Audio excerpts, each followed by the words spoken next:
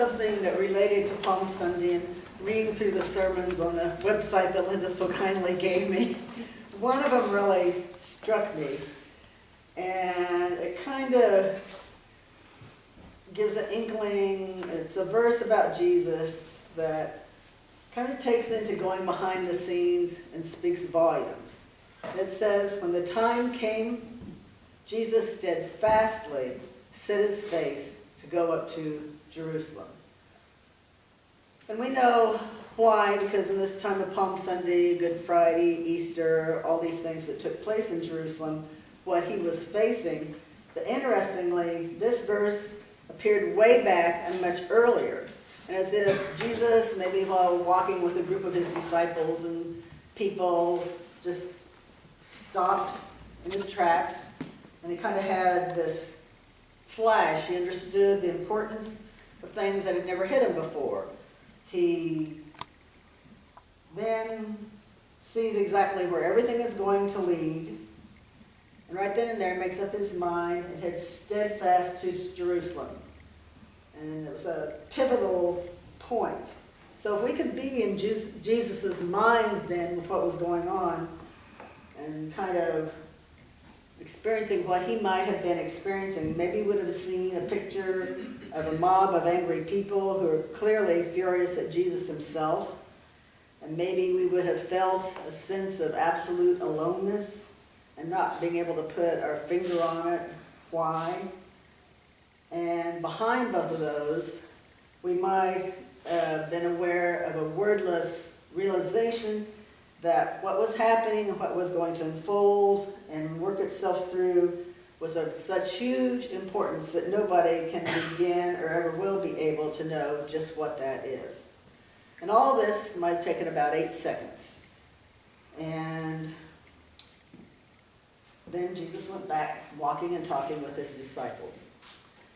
So, but 8 seconds is long enough to see, feel, hear, and decide things in a moment, right then and there, and make your mind up. And we get these moments in life, and they're probably not quite as big as that one, but we can see purposes and outcomes and likelihoods, even though we can't see the future, and that's a blessing, in sort of a second, and I call those Reelevating Revelations.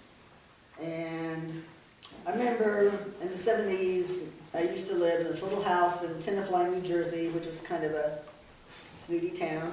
And I lived on the right side of the tracks, but I lived right by the tracks in this little rental house with a friend from college who was an artist. And we would have people over at night and sit around and eat and bring food and eat together and over a bottle of wine talk. And I remember one night, such great things were coming out of our discussions, and we took some magic markers and we wrote them on the refrigerator. And that became sort of our collection of Reelevating Revelations on the refrigerator. And that refrigerator broke down finally, and it was thoroughly covered with sayings. And so when we got the new old one, again and again, a used one, we wrote them all over again, and then we added some new ones. And it kind of became a diary of our more significant thoughts, I think you'd say. And somewhere in the junkyard, those old refrigerators have the first introductory lines of a published author's first book that came to him one night on that kitchen table. On that kitchen refrigerator are career decisions, life path changes, births of relationships, unravelings of relationships, unborn children's names, a truth that stopped a person from using drugs, more and more and more, are truths. And it's at 8-second moments like this that we probably do most of our deciding, when we get those epiphanies, those aha moments. It's not the weighing of things and the sifting of the oppositions and the possible options, but it's the knowing. It's the knowing, is that all it's going to be? Is this what I want, or isn't it? And after we ask all those questions and make all those decisions and make the list, which we usually throw away as we've done it in our head, we hopefully come to some point of knowing. And I'll I remember one relevating experience that I had, and it was really just it was like a flash out of nowhere. When I was a young adult, about college age, I could not be alone. It was almost like a pathology. If I would go home to the apartment that I shared with 4 other girls and nobody was there, I would leave and I would go like to a cafe or someplace and do my homework at the library. I just could not be alone. And it was a strange stage to go through. And I remember one weekend I was going to Ithaca with my friend Gary, who had lived up there and had a lot of friends to see, our mutual friend Stiller. And so we got into town, and Gary dropped me off on campus because he wanted to go out to the country to visit some friends out there. And I called Stiller, and she was doing a sculpture that needed to be done by the next day for a grade or a class or something. And so I was on my own. So I was just wandering around Ithaca's Cornell campus, and if you've ever been there, it's beautiful. There are lots of gorges and ravines, and it's like the woods and lots of buildings. And it just came to me like, poof, I was okay. And from then on, I never had fear of being alone or had that angst or anything that I had before. For me, that was just kind of an epiphany or a relevating revelation. And then I've had them with people, too, where I remember one time I got a phone call at my acupuncture clinic in Massachusetts from a high school girl who wanted to get into holistic health, and she was 15. Her mother was a teacher, and she hated school, and her mother was letting her do homeschooling, and one of her projects was to shadow people in different work environments. And so I said, okay, come on over and let's talk. And so she came over that night and with her mother, and I was treating a woman who had arthritic pain, and her daughter was with her, and her daughter was a very high-strung CEO of a financial firm and really concerned about her mother and really uptight about everything going on that she had to take care of. And so Michelle was there. She was this kind of shy, innocuous person. And so we were doing moxibustion, which you light this punk of herbs and you wave it around a sore spot, and it takes the pain away because it has the same heat frequency as infrared. And so I showed her how to do it, how to light it. And I said, I have to go get another moxa stick, Michelle. Can you do her knee here? And so we're in the treatment room, and she was doing the lady's knee, and I left, and then had to go get a moxa stick and talk to somebody else and answer a phone call. And I came back, and when I walked into the room, it was totally quiet. The mother was asleep on the treatment table snoring, and Michelle was doing a hypnotic induction, teaching this high-stress financial CEO how to relax by deep breathing and counting back from 10. Michelle and I looked at each other and we went. So she stayed with me until she went away to college. She'd come and work, and she took Reiki lessons, she took cranial sacral, she took therapeutic touch, all these different, anything we could get her a free class in. And she could stop a person with Parkinson's tremors in less than 2 minutes by just putting her hands above them. She was amazing. And that was one of those relevating experiences, to come in contact with somebody and just know, yeah, we've got something to do together, we're together now. And then when it was time for her to leave, we knew that too. And to me, that was a perfect example of a knowing without having to go through any kind of thought processes. The decision was mutual, and it was made like that. So how do you know when you know? And we could say that we make up our minds, but actually our minds almost seem to be made up before. And it's an amazing thought to think of these as moments as destiny in some way, because we really don't like to think that somebody else is programming us. We value our free will and our decision-making abilities so much. Nobody's ever going to tell us what to do or how things are going to work out, right? And that's fine on one level, but that's the level where you're thinking and choosing and consciously processing stuff. But there's another level that's deeper, and which we hardly ever come into direct contact with, And this is the seeing and knowing that Jesus had on that afternoon when he knew steadfast to Jerusalem was his path, no matter what. And the word you can really use for this is destiny, though we don't like to hear it because it seems to go against everything we ever believed in.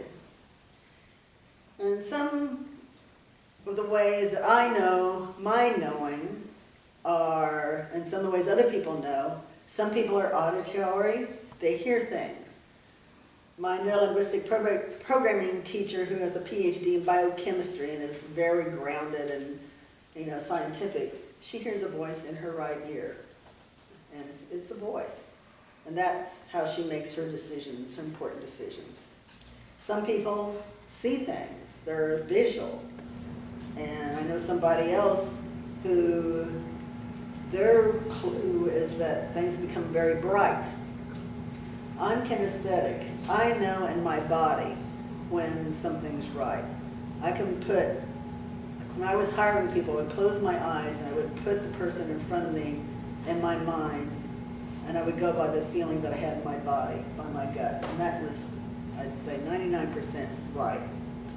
So when my decision is a relevating revelation, I'm in the flow, things just happen. I don't have to work for them, they line up and just flow. I don't have to push or fight or struggle. And there's a sense of calm and peace and joy in that kind of knowing. And this kind of knowing isn't fatalism.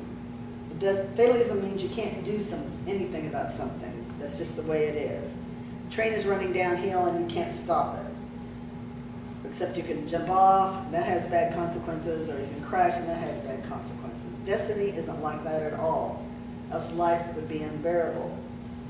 So if we listen for our own relevating revelations, then we can make decisions that come from a much different place than the ones that come from our head. That moment Jesus had that Wednesday afternoon was not an exercise in logical deduction. He just knew, but of course he was God.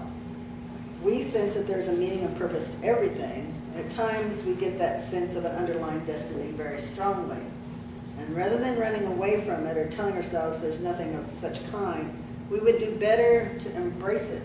And then a few seconds later, decide for ourselves that what we're going to do for the rest of the day because of it is kind of like a push and a nudge. And then it's up to us to embrace destiny and providence and make our minds up. So, if we were writing horoscopes or making fortune cookies, like the ones for the boys, they would probably all be pretty much like, oh, you'll meet someone today and you'll have some ups and downs, but everything has a way of working out, and that's the way it's meant to be. Someone you love will come into your life today, or not. And that would be for Aquarius. And Leo, ditto. Capricorn, ditto. So horoscopes are fatalistic, but providence is destiny. And people who read those things can use them as kind of a boost to kind of do what you want to do that day, maybe put a focus on one aspect, but it doesn't really answer all our questions, like it didn't help the boys with their decisions at all. Destiny and providence are invitations. Come to me, all you who are labor and are heavy laden, and I will give you rest. Take my yoke upon you and learn from me, for I am gentle and lowly in heart, and you will find rest for your souls, for my yoke is easy and my burden is light. These amazing words are about destiny and providence. Most of us hear them and say to ourselves, oh, I know those words. I remember that wonderful sermon that somebody gave, blah, blah, blah, blah. Those words are just lovely, and I could hear them over and over. But we're actually meant to do something with them, own them, embrace them, try them out, let them make a difference to them, not just soliloquize. We're meant to make our minds up to come unto God, or if you prefer, to come unto God and make up our minds. So the word steadfast kind of sounds military. Jesus set his face steadfastly to go to Jerusalem. But it doesn't mean it in that sense.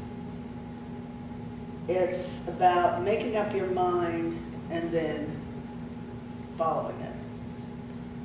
So when Jesus set his face steadfastly, note it, warm to it, and identify with it.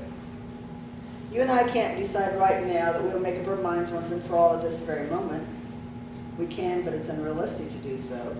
Setting one's face steadfastly is far more about letting an impulse or your intuition help you make your mind up. It's destiny, the providential push and nudge.